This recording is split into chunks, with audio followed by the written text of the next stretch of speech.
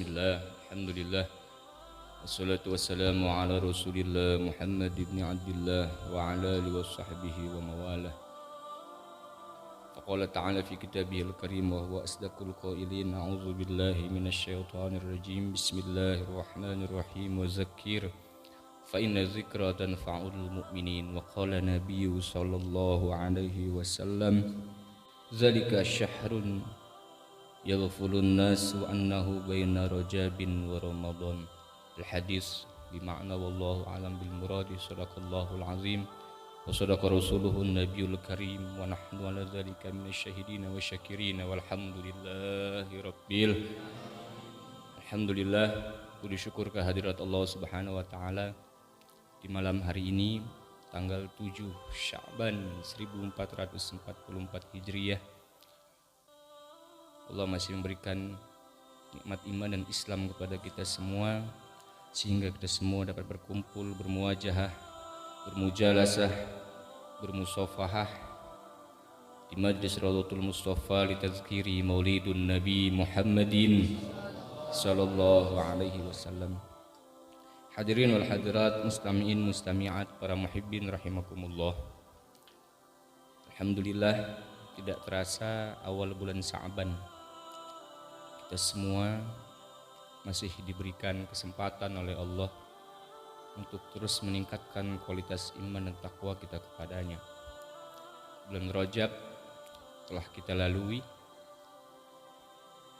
bulan Sya'ban, bulan yang diapit dengan 2 bulan mulia sebelum dan setelahnya. Rasulullah Shallallahu Alaihi Wasallam bersabda dalam hadis yang sangat sahih, zalika syahrun yaghfulun nasu annahu baina rajabin wa ramadan. Di antara manusia banyak yang lalai di dalam bulan di antara Rajab dan Ramadan, yaitu bulan Sya'ban. Ucapan ini, hadis ini diucapkan oleh Habibullah, kekasih Allah yang syafaatnya kita butuhkan di hari kiamat nanti. Namun beliau mengatakan manusia itu banyak yang lalai di antara bulan Rajab dan bulan Ramadan. Sya'ban banyak yang lalai, banyak yang lupa.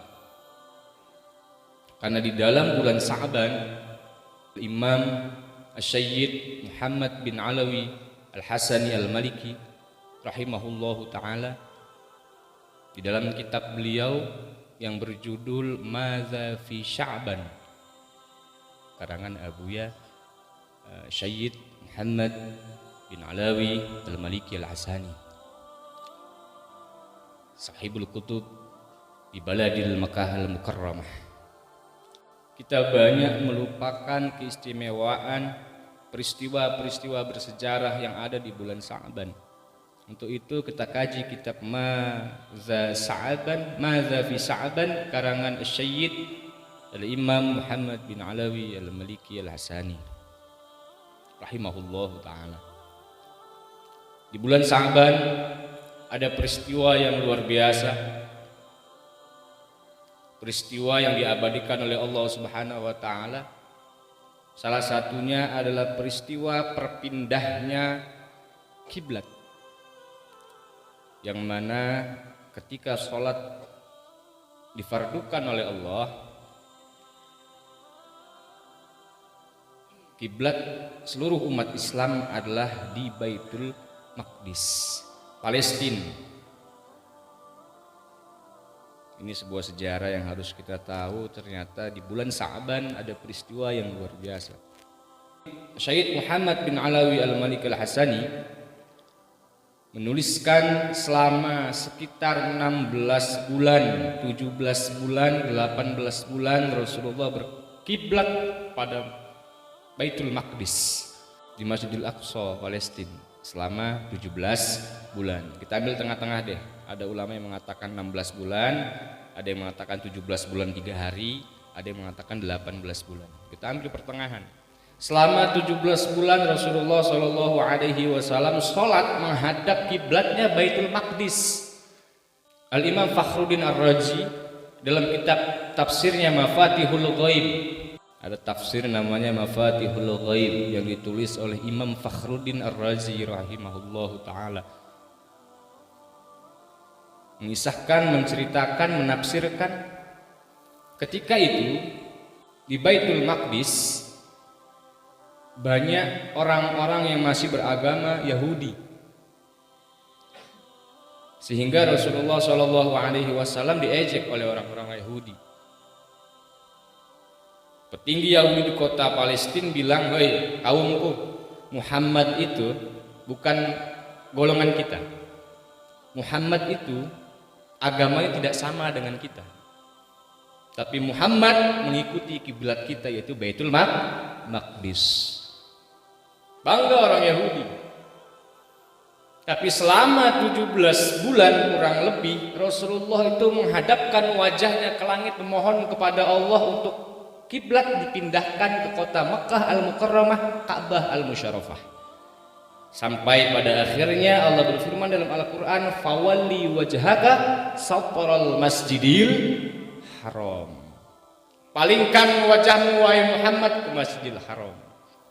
Di kota Makkah Al-Mukarramah berkiblat sampai saat ini kiblat kita semua adalah Ka'bah Al-Musyarrafah di kota Makkah Al-Mukarramah. Karena Rasulullah nggak mau disamakan dengan orang Yahudi, Kak Usman. Sekarang kebanyakan umatnya berlagak ngikutin Yahudi. Rasul itu nggak mau tasabuh dengan Yahudi. Karena orang Yahudi berkuar-kuar, Muhammad itu bukan agama kita, Muhammad itu bukan pengikut kita, Muhammad itu bukan golongan kita. Tapi Muhammad satu kiblat dengan kita, yaitu Baitul Maqdis. Rasul itu berdoa dalam surat Al-Baqarah banyak itu. Cerita-cerita tentang fawalli wajhaka satral masjidil haram. Allah memerintahkan, mengabulkan doa Rasulullah SAW untuk pindah kiblat ke Mekah Al-Mukarramah. Ini Islam ini penting, harus tahu sejarah. Karena dengan adanya sejarah, kalian bisa lebih melampiaskan kecintaan kalian kepada Allah dan Rasulnya. Karena berkat Rasulullah, kiblat kita tidak lagi di Baitul Maqdis. Berkah Allah ngabulin doa Rasulullah, Ka'bah kita, kiblat kita kota Mekah Al-Mukarramah, tempat kelahirannya Nabi kita Muhammad sallallahu alaihi wasallam. Tapi bukan itu alasan Rasulullah. Yang pertama tadi alasannya Rasulullah tidak mau disamakan dengan orang Yahudi, dan yang kedua Rasulullah mengingat sejarah bahwasanya kota Mekah adalah kiblat yang dimana kakek beliau, kakek para nabi, yaitu Nabiullah Ibrahim alaihis salam berkiblat di kota Mekah. Sejarah itu penting. Rasul tidak mau melupakan sejarah Nabiullah Ibrahim pertama kali menjadi kakeknya para nabi, sampai dikaitkan di dalam pembacaan sholawat dalam tahiyat akhir, Allahumma sholli ala sayyidina Muhammad wa ala ali sayyidina Muhammad kama sholaita ala sayyidina Ibrahim wa ala ali sayyidina Ibrahim. Rasul nggak mau melupakan sejarah bagaimana Nabiullah Ibrahim alaihi salatu wassalam beserta para umatnya menghancurkan berhala di dalam Ka'bah, demi hanya untuk umat Islam pada saat itu hanya berkiblat di dalam Ka'bah, bukan bukan Baitul Maqdis. Dulu namanya Baitul Maqdis, sekarang aja Masjidil Aqsa. Jadi dari sholat itu difardukan ketika peristiwa Isra wal Mi'raj selesai. Allah mewahyukan kefarduan sholat 5 waktu untuk Rasul dan umat-umatnya. Kiblatnya Masjidil Baitul Maqdis selama 17 bulan. Itu Rasulullah sholat itu dalam keadaan tidak bisa dibilang nggak enak sholatnya lah, Kak Usman. Karena orang-orang Yahudi itu ngatainnya begitu tuh, Muhammad bukan agama kita, Muhammad itu bukan pengikut kita, tapi ngikutin kiblat kita, ngikutin gaya kita. Makanya kalau kamu orang mau bergaya gaya habaib, mahabbah sama habaib. Mau bergaya gaya kiai, mau akhlaknya kayak akhlak para kiai, mahabbah dengan kiai. Jangan pakaiannya pakaian kiai, tapi sogol. Tahu sogol? Kurang aja. Silaknya kayak kiai, tapi sama kiai nggak mahabbah. Nauzubillah min dzalik. Jangan, coy. Hadirin wal hadirat muslimin muslimat rahimakumullah. Yang pertama, peristiwa terbesar di bulan Sa'ban adalah pindahnya kiblat dari Baitul Maqdis ke kota Mekah Al-Mukarramah, Ka'bah Al-Musyarrafah. Yang kedua, di bulan Sa'ban adalah bulan di mana setiap catatan amal baik dan buruk kita disetor kepada Allah pada tanggal 15 Sa'ban, dan perpindahan kiblat itu juga di tanggal 15 Sa'ban, hari Selasa. Ditulis dengan rapih Imam Fakhruddin Ar-Razi dalam kitab tafsirnya Mafatihul Ghaib. Detail hari Selasa 15 Sa'ban, 2 tahun setelah Rasul hijrah, terjadi perpindahan kiblat, dan di situ ada peristiwa buku catatan amal baik, amal buruk seluruh umat manusia, seluruh hamba Allah disetor ke Allah. Setiap tahun buku amal baik, amal buruk kalian juga disetor sama Allah. Kapan? 15 Sa'ban, berarti Selasa malam Rabu insyaallah. Ya, depan. Sekarang tanggal 7, malam Selasa depan tanggal 14. Nah, malam Selasa depan tuh kita gojlok tuh, kita pakai amalan biar nanti di akhir bulan Sa'ban ketika buku itu mau disetor sama Allah, diakhiri dengan catatan amal ibadah kepada Allah. Itu yang kedua. Dan yang ketiga, bulan Sa'ban, bulan yang ditunggu-tunggu oleh para pecinta Nabi Muhammad sallallahu alaihi wasallam, yang dimana dalam bulan Sa'ban turunnya perintah sholawat kepada Rasulullah sallallahu alaihi wasallam. Innallaha wa malaikatahu yusholluna 'alan nabi ya ayyuhalladzina amanu shollu alaihi wasallimu taslima. Allah memerintahkan sholat kepada seluruh orang yang beriman, tapi Allah tidak melaksanakannya. Allah memerintahkan puasa bagi orang-orang yang beriman, tapi Allah tidak melaksanakannya. Allah memerintahkan zakat kepada orang-orang yang beriman, tapi Allah tidak berzakat.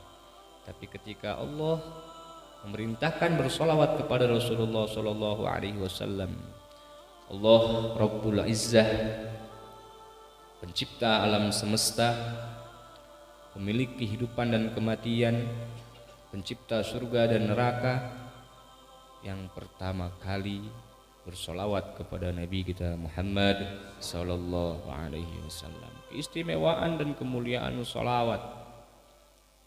Rabbul Alamin, Allahu Rabbul Izzah, tidak hanya sekedar memerintahkan bagi orang yang beriman kepadanya untuk bersolawat kepada Rasul, tapi juga Allah memerintahkan kepada para malaikatnya dan orang-orang yang beriman untuk bersolawat kepada Nabi Muhammad sallallahu alaihi wasallam. Makanya gampang aja. Kenapa sih lu selawat? Kenapa sih lu baca solawat?